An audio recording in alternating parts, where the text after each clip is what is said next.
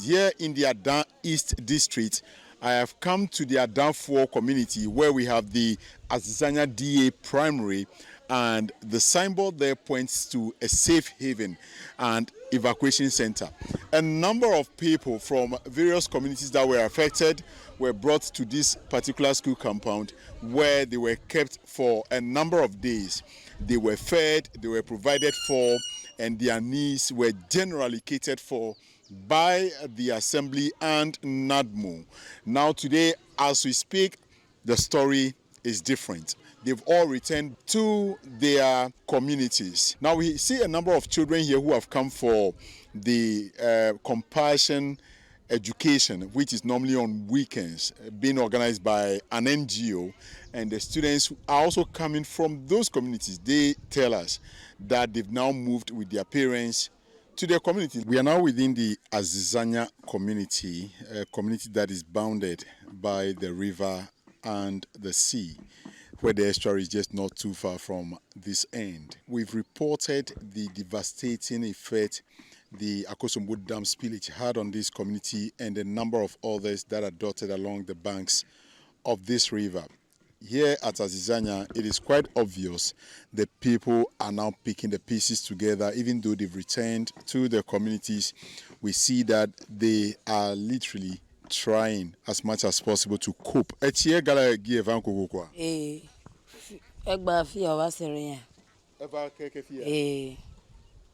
Gakai etia do domema ovu Akosombo Dam pleto de fika kan odo. Agala poma fia kwa faya apaya makata faya mara toko kata wa ikeleka. Ta uha no ameyo kploko ide Azizanya die suku o memi va no fima. Mara ku. Kenu kata mi trova fifi la ho. Ni manya ngeja fi obe mi va poma. Ke ki ne va peme leke apeme pe condition ole. Fia alo apoma la fia fi me va apoma jajiranro.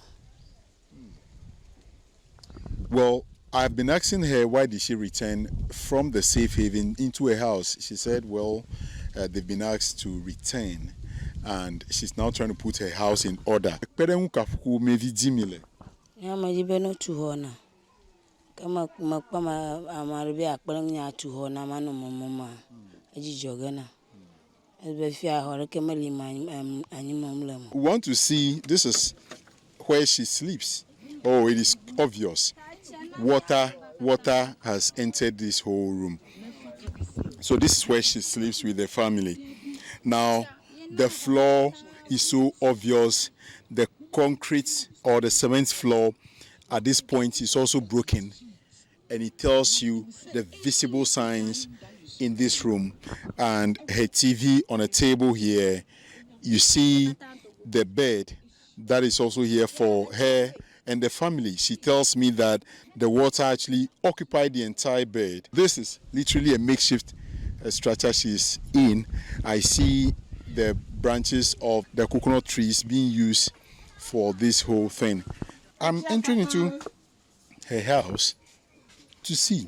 No, so so she's okay. So you have a baby. The main bed is here, and the children sleep on this bare floor, where she lays the cloth for them to sleep on this cement, and the cement is also visible with water flooding this room. Some few days ago, she has a baby sleeping comfortably on the main bed, and when the water comes, this family would have to rush out to be sure that the children are safe. Now, if the water should enter into this room at night, all the children that are sleeping on the floor here would be the first recipient of that water. So they would feel the wetness first before their parents also go until it elevates to a certain level before they can feel it. Mama, let me call like Benola here. Chigarava. Avara funami azachi panya plivigno mili. Achiava gara homa. Manya nuviota de mavaka kabachiava fokpo kokora ni vafu. Achio kokora jikafinya pli review mimloji. Vagara TV clean water basa. Ta na nyamura. Obe mi de suku kwa juha yafma. School poji mi. Gakefe mi trova. Mi vo nyenya mayu. First day na mi ayi school poji kafi amuna va. Mi yira afi ma vinya ye pan la mama vako. Ata ova isi kamera faith kopa. Ata na nyenya magava yu. She's been saying that they went to the safe haven at Azizanya, the school compound that we went first. And when the issue happened, her daughter actually fell sick. Her child actually fell sick. And they were admitted at the hospital. And that is how come they were not at the safe haven as of the time the people were taken there. But the water came so high that she had no option than to pack blocks. I see blocks right here.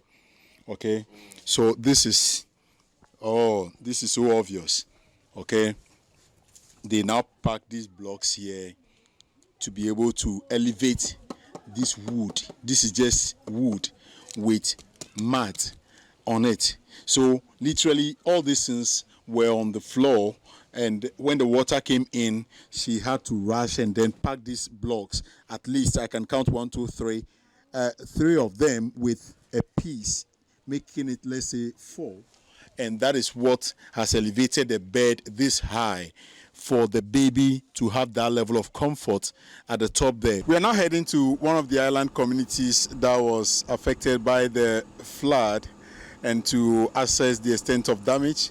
And then again, appreciate how the residents who have returned to this island are literally coping with life. Now we have the communications director of the National Disaster Management Organization here in the Adan East District, being Ebenezer Do, to give us some insight as to how they've been managing the situation till now. My brother, it's been a while, but generally we've gone to the safe haven. We've not seen the people there. Where have they gone to? Thank you. They've gone back to their homes. We can't keep them forever. They need to go and work. They need to go for life to continue. What measures were put in place for them to return? Measures were put in place. There were fumigation exercise in the communities where they were affected.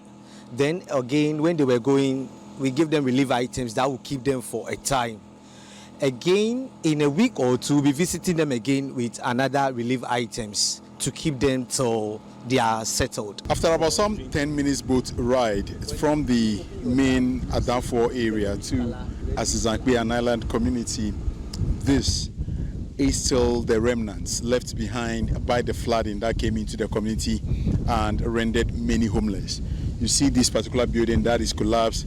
The residents who were supposed to be here are still not back. This place has now been left vacant. Now you see the entire place has been abandoned. When you open this door, it takes you to a bigger compound where people have their belongings in the open space just under a shed. So the wall you see right there is the one separating the main compound from this particular place, and you see their belongings, the personal effects in the open, just covered with these roofing sheets.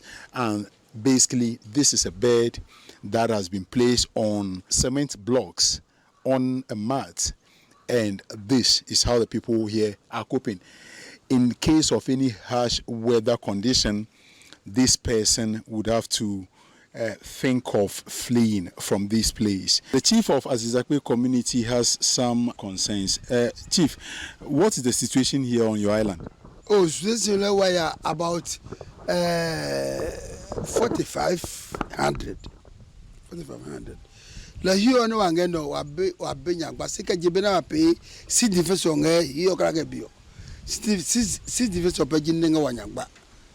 Logo jaba bli Akosombo Dam le ebagbe makla. Hiyo kala ko ba hiyo eno singeno obe siena. See by the grace of God mawule nene majobe ni makwa. Mono ne ba na kubola nyenge no. Le wahia wami kenye nga wami kuo lenye koke gunadimo nyoga gudisi nyoga epi nyoga ba wa maminga zakpe ne ami macho mawo kono maka ma biomi. The water is still visible. This is where they sleep at night. Now, look at another one. This is another open space. You have another net in the open space. It tells you this is another sleeping place. Here is a third one with the mat and cloth. So the evidence is right here. And this is where they are sleeping. Now, take a look. That is just the sea and the river meeting right here, the estuary. Except for the building where they are sitting and just hoping for some help to come their way. If this building should collapse, they have absolutely nowhere to go. And this is also a madhouse. The water level is so visible that it tells you this building can equally go down any moment from now. I see an old lady here who is, I think she's struggling to see. She has a walking stick here. Mommy, efonama. Hey, me phone. Open code.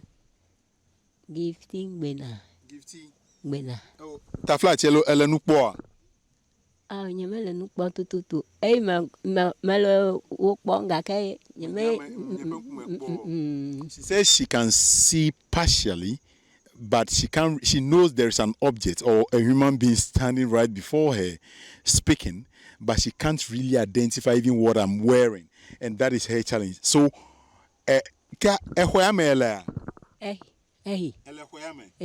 kana mu fiare fika ayi ne zando kochia echi vafia kochi mujeji onuka awo Neki ava. Eyo eva vama. Ne mie jesi taimi obavaga. Mia dogo mia vano. Hi hafia. Kafi munake. Na nguke kuwa. Kafi mia va kuchiale homeke. She's adding that in case the water comes in at night, they have no option than to leave the room for the fear that the building will collapse on them. So they would have to stand outside in the open until the water recedes, and then they come back in to fetch the water that has gathered like a pool in their room. A sea defense is their solution to all this flood situation that has been worrying them over the years. The DC who has authority over this whole Adan East district. Right now, with where they are now, we need polytanks to at least get potable water for them. We have gotten somebody who is in to help with the reverse osmosis, but we need the polytanks and the platforms. We need about 15 polytanks. I give kudos to Citi FM with the tremendous help that you've given us. Building the resettlement place too for us. I think we are almost at the lintel. We hope by 1 month, as we said, we are going to complete it. So the NADMO boss for the district is here to give us details as to why his people need more help. Last week, Saturday, we decided to close the camp because there were not enough relief items to take care of them up to even a week or more.